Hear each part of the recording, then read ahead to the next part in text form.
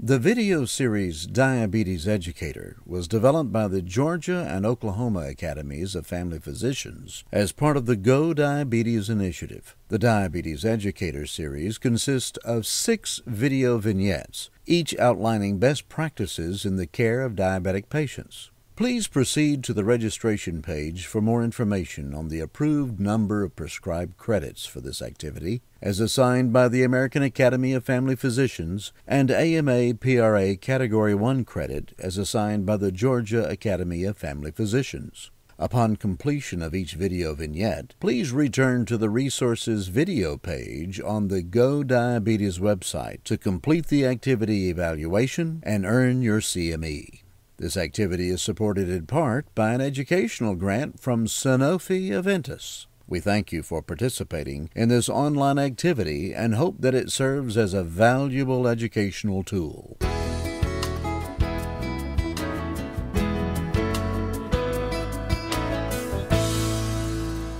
This is busy just to show you that there are different levels of us. We come in all kinds of colors and sizes. You can use your MA to do something. If you have an MA in your office that has an interest, and many of you may have an MA that has diabetes, and your patients get sent to that person, but you want to make sure that the person that's teaching has the right knowledge. Wrong knowledge provided is going to be very difficult to correct. So there's a role for your MA, there's a role for the neighbor that has diabetes, there's a role for a mother of a child with diabetes that wants to share to other parents. So there's a role for what we call the level 1. Then there's a role for if you have a nurse, or you have a dietitian, or you have a pharmacist.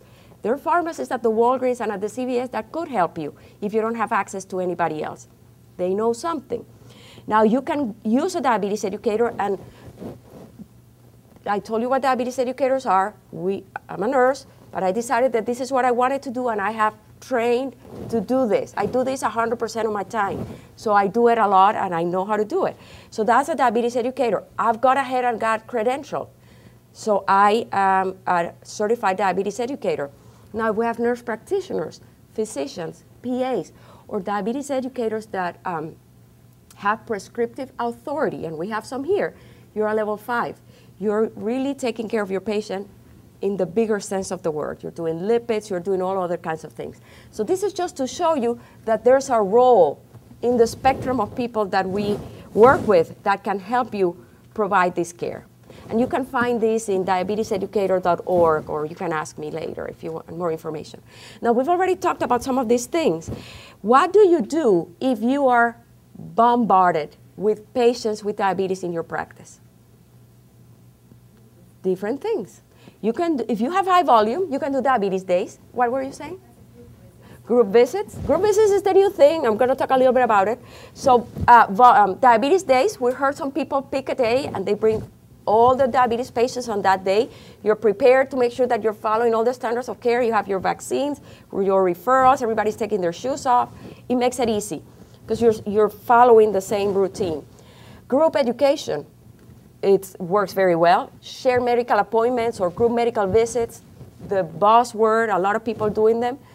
We're going to talk more about it. You need to identify who's your provider of diabetes education. And I'm going to keep telling you this. And it can be anyone you pick, but that person needs to be trained, and you need to decide what that person can do based on their level of training. And then please look into reimbursement and coding. You could code more complex visits if you're doing group visits. If you're providing diabetes education, you work with a recognized program, you could work with the educator on billing for diabetes education. So real quick, this is my model. I'm at Emory University. I do multicultural diabetes education in Spanish and in English, and I have different models. I get called from a clinic because they have all these Spanish-speaking patients, for example. I go find out what they have. And based on the resources they have, we train them. So I work with a shared medical appointment model where we have physicians, diabetes educators. I call DINA's peer support, and we have a clinic contact. Site coordinator, I took my program from Georgia to Alabama. I have hired a site coordinator. I work with doctors, with PAs. We have outreach workers, and there's a van driver that we train because this person is part of the clinic, and that person takes patients in the van for 30 minutes. What a best time to talk to them about something That's not the weather, but talk to them about diabetes. So this guy's coming to my training. His name is Neftali, and I love talking about him. Instructor model. People that speak Spanish that know me and are interested in doing classes in Spanish have come to me, and I have an instructor group, and we meet once a year, and I train them on doing my program. So when I get asked, Gainesville, Georgia, I need a program in Gainesville, Georgia. Okay, I have these people that could teach your program. You hire them, and they can come. They don't have to pay me anything, but I have trained somebody that can do the program. And this is when I started the program, and it was only me, I was the one going around teaching it everywhere. I still do that. So based on the resources, you can develop a model. This will be real quick what your MA could do. So your patient walks in, you want to make sure that patients with diabetes recognize foods that raise blood glucose. Do we agree with that? Your MA could ask, so tell me, what are the foods that raise what foods that are starch, milk, or fruit do you eat? How many portions are you eating? Then they can teach the patient how to use a play method. You know what the play method is? Perfect. Wouldn't that be simple? Your MA could do that. And then your MA could ask the patient, so give me some examples of foods that you eat that will raise your blood sugar. How long do you think that will take? 3 minutes. While they're walking the patient to be weighed and take them into the room. That's probably the person that spends the most time with your patient. So just to give you an example. Level 2 will be working, like I said, with an RN, an RD, or a pharmacist.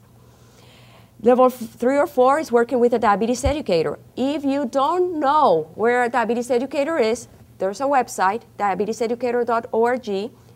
There's a big button called Find a Diabetes Educator. You go to your state. It gives you a full list with phone numbers of everyone that's there.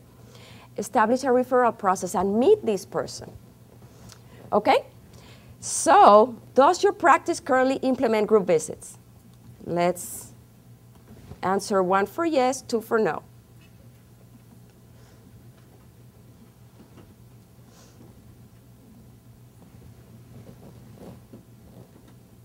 Ooh, half. Goodness, I don't need to talk about this. You all will be teaching me.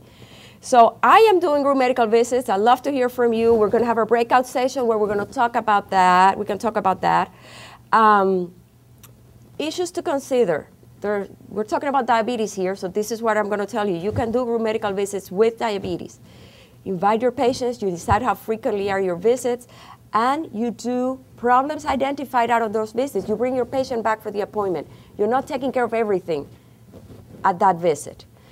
That's how we're doing them. You know, you can create your own model. If you're thinking about starting them, you could use a yearly annual visit for diabetes for your patients that are in control, or more frequent visits for your patients that are out of control.